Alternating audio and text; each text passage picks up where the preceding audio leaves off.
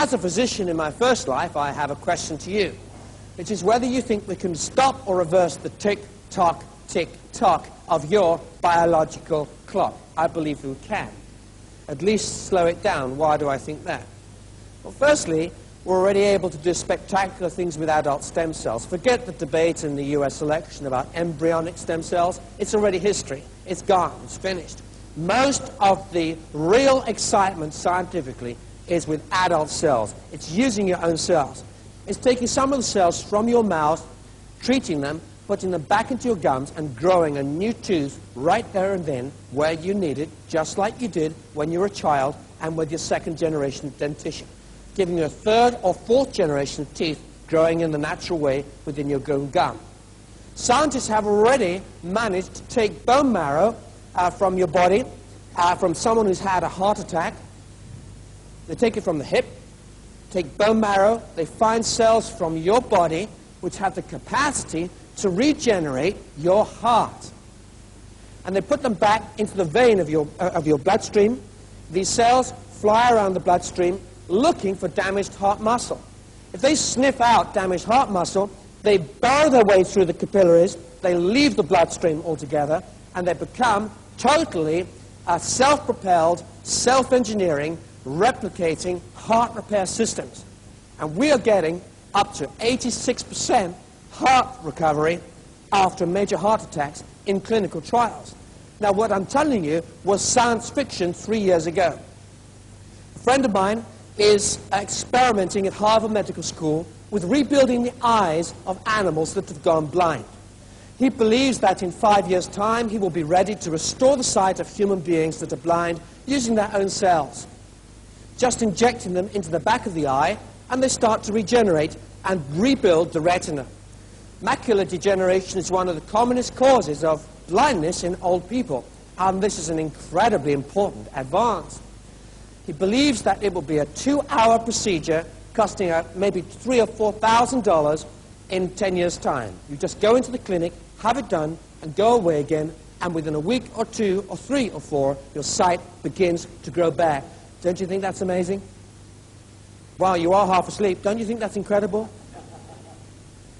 I'll tell you this, if you've got a mother who's going blind right now, you'd think that was incredible. If you were losing your sight already, you'd think that was incredible. If you had diabetes, and that diabetes is already shrinking those blood vessels at the back of your eye, and you're losing your sight, and you're thinking someone could re-engineer the back of your eye, that's incredible. Who here has got a relative who's had a stroke?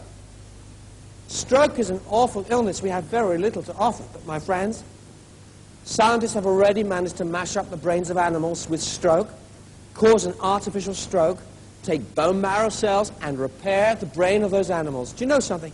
Something incredible. We discovered by irradiating, we discovered quite by accident that your bone rebuilds your brain every single day. I was brought up as a doctor to believe that my brain was shrinking from the day I was born. Who heard that nonsense? You know, you'd be getting less and less intelligent from the day you were born, right? That's, well, it's sort of true, but it's sort of not. There was a woman patient who was dying of leukemia, and we blasted her body with with totally lethal doses of radiation to kill all the cancer. And we did it beautifully. And then to save her life, we managed to find a guy that had bone marrow that perfectly matched her tissue. We took a bit of her bone marrow, his bone marrow, and seeded her whole body with it, and just this tiny sample completely rebuilt her immune system and her capacity to produce red cells. She recovered and she had a healthy life. When she died, she donated her body to science, and scientists cut open her brain, and you know what? They discovered the most incredible thing. They were mega shocked. They found she had a male brain. Say, what? A male brain? Yes. They found that her brain tissue was riddled through and through with XY nerve cells, which had come from her bone transplant. So we're understanding fascinating things about medicine. Let me carry on. We're able to repair the spinal cord in mice and rats. You just cut the spinal cord, put a bit of tissue there from either a human being or from a mouse or from a rat or from the animal itself, and after about 12 weeks they start running around their cages again. Could we live to 150 years old? Maybe. There are many scientists that believe the first 150-year-old human being could be alive today. Could be one of your own children. Does anybody fish here? Did you know that sturgeon fish don't get old, sir? Did you know that if you cut a sturgeon fish, it will heal on its 100th birthday just as well as it did when it was 1? Imagine a Mercedes car which has exactly the same risk of breaking down every 12 months, even when it's 150 years old. It doesn't wear out. Can you imagine a body like that? These sturgeon fish don't get old.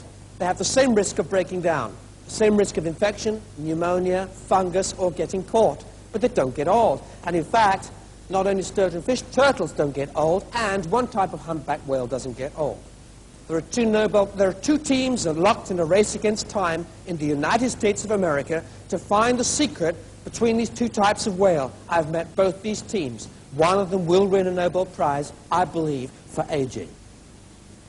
One of these humpback whales dies in 20 years in the normal way. The other lives for 200 years. You can find these humpbacks, and you know they've got scars on their backs from harpoons that haven't been used for 150 years. These have been scarred by ancient Spanish galleons of a previous era, and they're still swimming around the sea. Now, if we can find what the gene trick is between these two types of humpbacks, and have a look inside the turtle and see if it's the same gene trick, which it probably is, and then look at the sturgeons and check it out again, we could find what that gene does. It produces a protein, no doubt. We could find a way to give the protein. Can you see what I'm saying? Now, here's the question for you. You're in the business of pensions. In fact, I've said you are a pension industry par excellence. Now, what would happen, I wonder, if it turned out that the life expectancy forecast for you, sir, what is your name?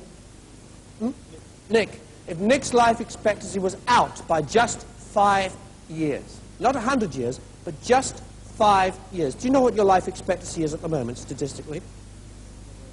Okay, not very long. He says, your life expectancy, sir, is 85. And by the way, if you're in Japan and you're a woman, they keep adding 12 months to your life expectancy every 48 months. Wow. My friends, this could be the biggest wild card affecting the whole of your industry in terms of future opportunity and risk. Listen, if we're out by 5 years on your life expectancy and you work for General Motors, what happens to General Motors pension fund contingency? I'll tell you this, General Motors becomes technically insolvent. It cannot trade. Why? Because its future pension fund liabilities are greater than its value. Right? So this is actually quite serious, my friends, not just because it's an opportunity for you, but it affects every company, you investing. Right, now, my friends. The fact is, you're wrong. Did you know that? Your life expectancy is not 85. Do you know how I know that? Average. So I don't know anything about you personally. It may be that maybe like 1 in 4 of all Americans about your age you have diabetes. I don't know.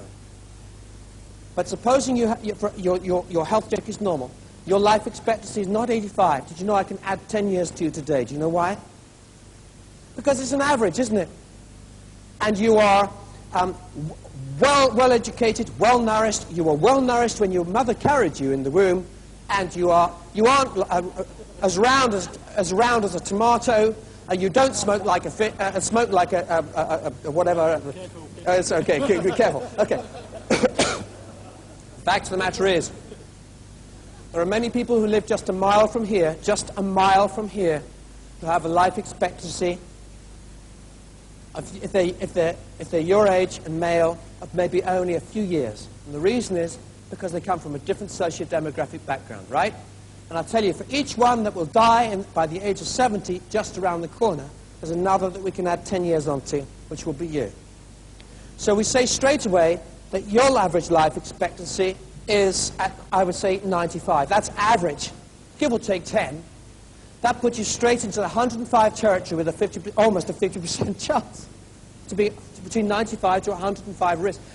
Actually, did you know that already in the United States of America there are 76,000 people over the age of 100 alive? That will rise in the next 5 years to 150,000. In the next 5 years, 150,000 people over the age of 100 will be alive. Most of you, you can see, are headed for that.